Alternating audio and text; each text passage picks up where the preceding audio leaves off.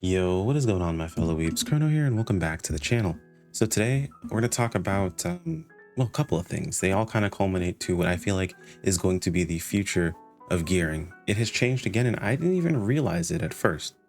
But before we jump into that, if you're new here, as always, my name is Chrono. I primarily cover PSO2 content.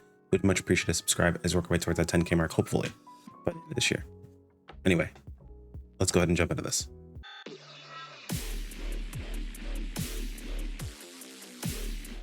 Quick disclaimer, hopefully things are working as they should be. Yesterday, if you caught the stream, everything was hyper scuffed left and right. I've since fixed a couple of things. Hopefully that's all running properly now for us.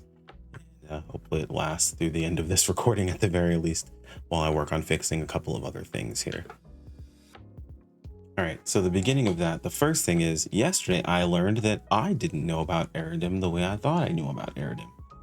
So this is something that has been a thing for a while. Shout out to Astro over on my Discord, and as one of our alliance mates over here on Ship 2, who mentioned to me something very interesting, or at least mentioned in chat. You can see timestamps and everything, and even my reaction to it, right? Because I was very skeptical. I had no idea. I didn't think it worked this way at all. So in the 6, we're like, yeah, stay on air. Or this person was asking about Eridims and things of that sort. One of our alliance mates, we usually give advice to those who are trying to at least gear up or not spend or break the bank too much, right?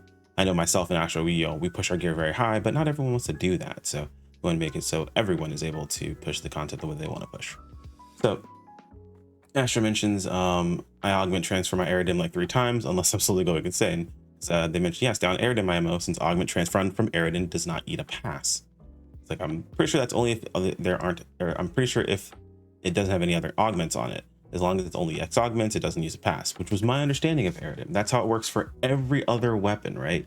However, Eridims are the only weapons that only have the X augments on them to start. So maybe I was a bit off. So I was like, yeah, pretty sure that's how it works. It's like I already augment transfer my Eridim like 3 times, unless I'm slowly going insane, right? Like they're like, oh, unless I'm fucking losing it, this is how this works. Which, spoiler, they were right. With augments on them, like other EX augments, yep. Unless I'm going insane, I'm sure I did augments on them, go for rifle, but I'm thinking like, maybe unintentional, I don't know, but like, they're like, yeah, I'll see when servers come up. Like, yeah, please, that's huge. So I'll scroll down, shout out to Arkuma for getting another one of the Rune Megalith camos, by the way. I had to buy mine, he's gotten 2 drop, crazy. You guys say streamer luck's always real. But anyway, yep, Eridim is a free transfer. So you can see here right now, they're using Eridim, his Eridim as a material, because you're selecting the material item, and the base is our Gencool, which has this stuff on it. If he selects his Eridim, no use, and it has things on it. Like, he has augments on the weapon itself. I mean, granted, there are a bunch of LCs and things like that, but he has augments on this weapon. And as you can see, if he were to choose to use a different material selection, same weapon, takes an augment pass, even though this weapon has the X augments on it. So it's like, that's crazy. That's tomorrow's vid. Guess what? It's tomorrow. So they even go as far as to make a video showing it off. Again, thank you, Astro. Very helpful. As you can see, no pass was used. They just swap them back and forth consistently. And because they keep the base weapon with no augments on it, it doesn't matter.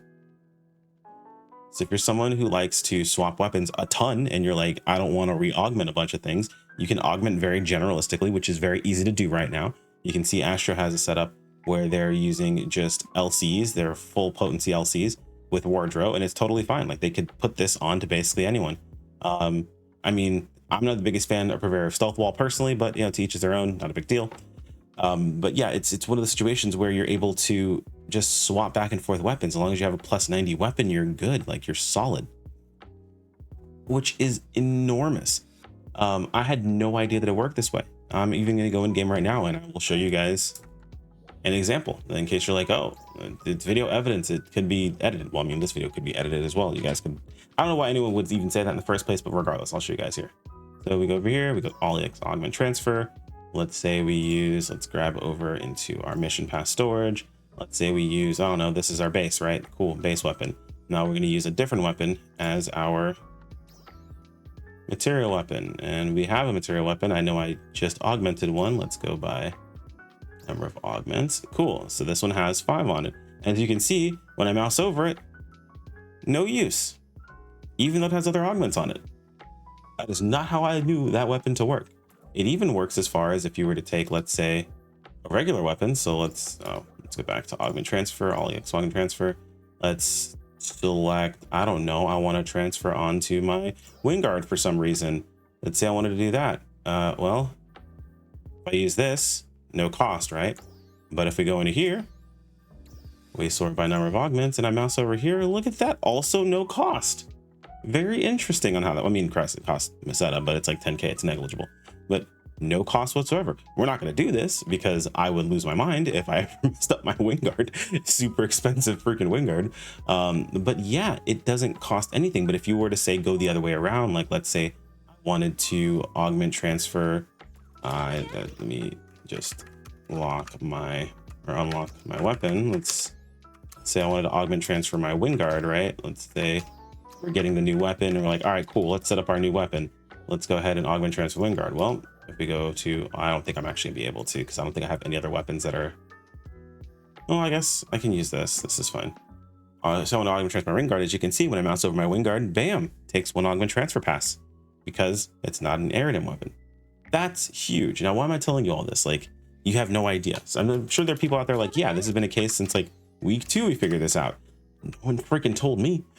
I didn't realize this because by then I already had my mindset on how this worked. Like it is a fallacy of being this far into the game and being a creator where you're so wrapped up in everything else going on around you that sometimes these things fall through the cracks. So I do rely on the people around me, like my alliance, my Discord community, to let me know about these things when you pop up, and they do check my knowledge all the freaking time. So yes, there are some things that I miss, and that's totally fine. People miss things. We're all human. I was completely unaware. This makes Aerodem the quintessential best weapon to start with. Like, this is the best starting path for anyone, especially right now as we're about to move into the next weapon tier. Before I was like, yeah, don't jump into anything just yet, just wait. You can jump into an Aerodem pretty comfortably and just take that weapon and augment transfer it over. Even if you don't fully augment it, like let's say you just use LC augments. Granted, if you're just using LC augments, you don't have to worry about anything like that, but it's a free transfer. Like, you can transfer off of it for free. And then the coolest part about that is when you transfer off of it, you now have a plus 90 weapon to use as fodder if you want to for another weapon to upgrade. So you're not even losing out on the cost you have of upgrading the weapon to plus 90. Now it becomes fodder for another weapon.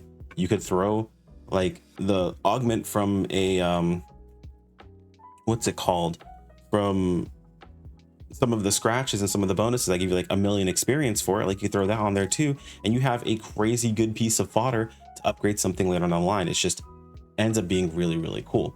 And that kind of transitions into what I think is going to be the future of overall gearing when it comes to NGS, and that is more longevity in our gear in general.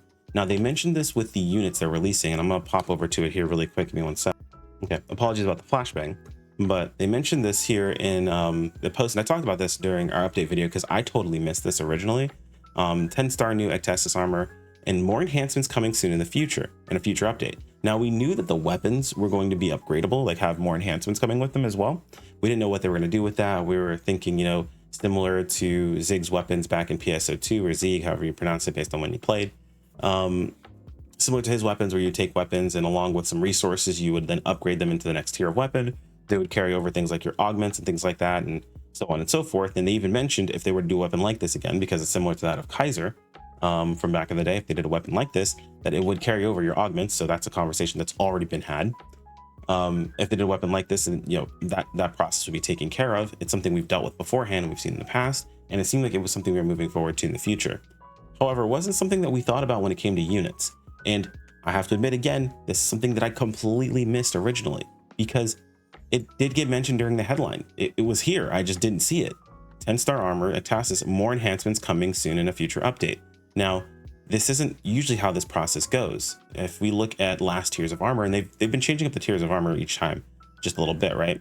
So let's roll all the way back to the beginning. If we were to go all the way back down, right?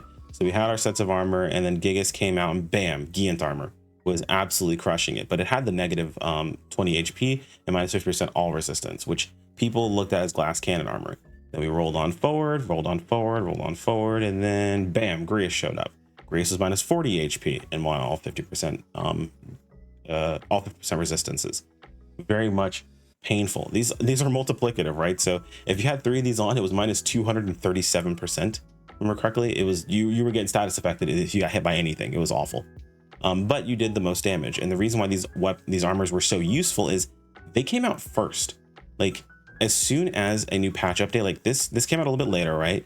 And this was the strongest armor at the time. But as it came out, it was always the best in slot armor choice until the next tier of armor came out. And the next tier of armor came out that was on par with it. Grius came out. Like it was never a situation where you wanted to do this. Like these Schwartz armors, these came out at the very end of the time cycle that then when Grius like showed up. Like Grius was out for a while and then the Schwartz armors showed up. So it was a situation where if you waited long enough, like you could get armors that were on par with it. But if you wanted to get your power up, you would just pick up you pick up the purple armors as they were called, and you would just go with it. And this trend continued. Siasto versus Belgren. Belgren was just straight up stronger. Belgren showed up, and then this orange armor showed up. It kind of crushed the competition, right? And then we move forward into these armor sets, but we still had the orange armor situation. So in this case, the purple armor situation, excuse me. In this case, the purple armors gave minus damage resistance and no stats, like no extra utility stats whatsoever, but just of course across the board strongest option for damage. And that was pretty much the case. Like the timing on these armors, the reason why they were so good, these purple armors, was purely because they came out first for each region. It came out and they dropped with the what do they call the gigantics that we were fighting, the gigantics we were fighting, and they dropped from those enemies and they were the strongest armor. They were strongest first. You could augment them. You did not have to worry about re-augmenting your gear. This was a time where we did not have transfers. It was very, very painful to have to reset up and re-augment your gear over and over again as augments started to get very, very expensive. So flash forward further past, and we had Ajax show up. This was the first time that, we had other armors that were competing with purples and things of that nature. And people were like, oh, well, I could go with this instead and I have to deal with the glass cannon, so on and so forth. We move into the Octo armors. The Octo armor was the first of its kind, where it had 4.5% damage across the board. And then these other armors came up later on. And players were like, oh, well, maybe purple armor is going to come out. When's purple armor coming out? The purple armor is going to come out. And from the very beginning, I mentioned that the Octo armor came out. I was like, if purple armor doesn't come out and is stronger than this in a very short period of time, it's pointless. Either we're not getting them anymore, or it's going to come out at a time that no one's going to use it. And it was the former instead of the latter. We weren't getting them anymore. What we got was a different sort of trend. We got Octo armors, and then we got these other armor variants that were available. So this Octo armor was just 20 HP and the most damage across the board. You didn't have any damage resistance. You basically didn't have any negatives, right? But the other armors had more positives. So you had Vio and we had Vio show up, which Vio had more PP, or had PP in general, instead of HP. It was also sellable. These Octos were not sellable. These dropped from Lucille. The Vios had more PP, and they were across the board, 4.5. Then we had the variants, the Arga, Belta, Sheza, which were the 2-stat armors that had more HP but less PP. So it was a pretty solid split.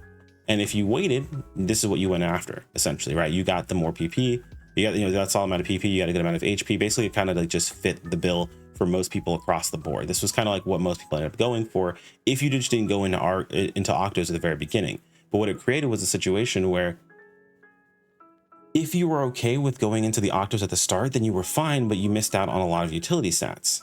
But then if you waited a little longer, you got the Vios, which you could eventually sell, but you still missed out on a bit of utility stats, right? It was very offensive in nature. And then you had this, which was like, 2-stat, which most people don't need any more than 2-stat armors. People don't really tend to play a ton of different classes. I know people like to play a bunch of classes, but people tend to not gear a bunch of classes in a lot of situations. Not everyone. There are people that do gear everything, right? Like I know those individuals, they gear up for everything, and it can be done now actually very easily. But it's just most people, they're fine with what they're doing, right? They're only going to play their one class and they're good to go. The average player, I guess you could say, instead of saying most people, the average player.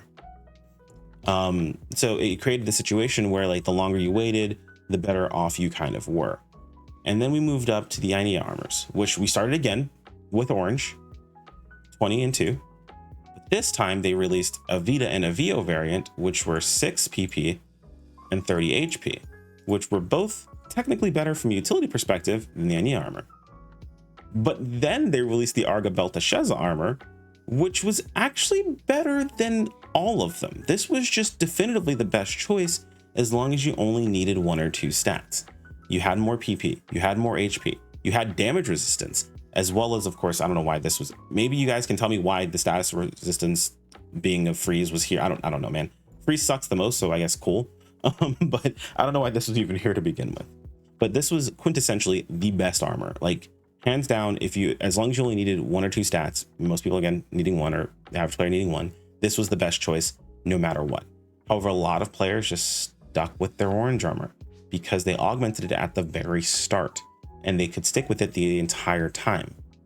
Now we have the new 10 stars, and these 10 stars have no HP, no PP, no damage resistance, no status resistance. And from the new EX weapons that we've seen pop up with a bit of customization, it seems like they're wanting to do something similar with armors. So there was a Dengeki article. I wasn't able to find it. Someone can link it and link it to me over in Discord, I'm sure. By the time I wanted to make this video, I just wasn't prepared to find it or anything like that. So apologies. I'm sure there's an easy way to find it, whatever. But from what I've been told, there isn't a whole lot new in that article anyway. There's only one real important excerpt from that article. And it says here, please tell us the key points of Lyciel exploration. Now, of course, this is translated, so it's going to be a little bit rough, but it is what it is. Lunio Ginum, or the new boss, which I horrifically mispronounce his name, has several destructible parts. By destroying the parts, you can stand to your advantage depending upon the area you destroy. Your weakness may be exploited or physical down. Like, okay, again, translation. Also, there's a time when enemy becomes very rigid and powerful. While rigidity is a chance to deal heavy damage, be careful as ice damage areas occur in certain places. He's a cool boss. I like him personally. Some people like him, some people don't, but it's a boss from base PSO2 that's come back again from the Hargoton zone. So pretty dope. But the important part is the second half of this. So rarity 10-star armor's Ectasis armor is characterized by 6% increase in power and a parameter equivalent to rarity in defense. Parameters such as HP and PP will increase in future upgrades, so please take this opportunity to get them and strengthen them to prepare for upgrades. Also, Ectasis armor will be in line, Ectasis armor in line with the update for Lyciel exploration will also be available in some quests such as Nameless City. We've already seen some of this as it is. So we have Nameless City. We also have it coming from the urgent quest as well. So we'll start to see these units pop up in multiple different places.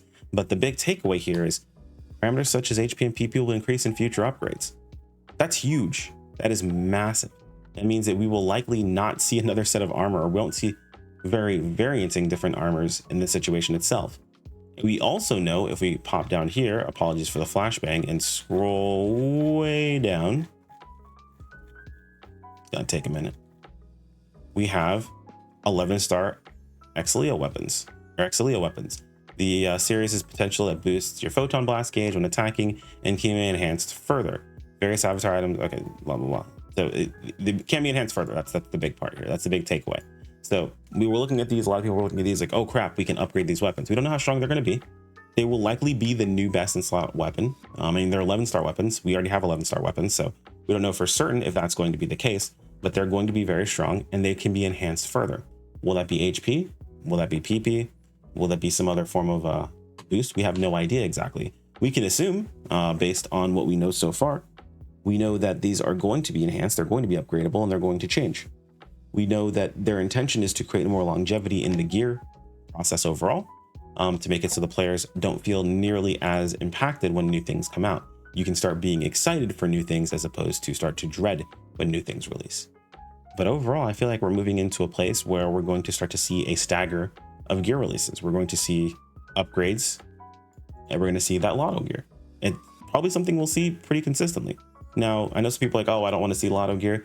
I feel like it's something that's necessary, just because if not, then we're going to run into a situation we did before the most recent release where nothing is worth anything on the market. Like, it's not worth doing much of anything outside of raw Meseta grinds, which is not a good place to be in. It's not in the slightest. It doesn't feel great. You don't really feel motivated to run anything really with the chance of getting anything. Granted, when the rates are so high, you can say that you don't feel motivated to run it anyway, but with the rate, like even with the rates not being super high and you getting anything, then there's nothing to be excited for. So I do like having the stagger setup in the situation where it's like, hey, work towards this weapon, cool. But also there's this lotto weapon that might exist. Now, for this to be okay, the lotto weapon is going to need to be stronger than these types of weapons, but they're going to need to be stronger by not such a massive amount that these weapons feel useless. Basically, you don't want this to feel like the welfare weapon. You want it to feel like the second choice, the other option that you can make in this situation itself. So it's going to have to be within like a 5% differential, at least as far as my opinion goes. What do you guys think? How would you like to see these weapons work out? Do you want these just to be the only weapon? Do you want there not to be any lotto weapons? I know there's a big subset of people that are like, I want it to just be cosmetics that drop in. Well, I would love that fantasy world as well. I don't think that's ever going to be the case. I think that they'll show up and we'll see more cosmetics, and I'd love to see more cosmetics. I think it'll just be cosmetics. Either way, guys, that's all I got for you guys today. Let me know if there's anything I missed in the comments below. I'd love to talk about it with you guys. Like if you enjoyed the video. Some people want to keep up with more. Thanks again to the channel members. You guys are fantastic, and I'll see all you wonderful individuals in the next video. Take care, my friends. Peace out.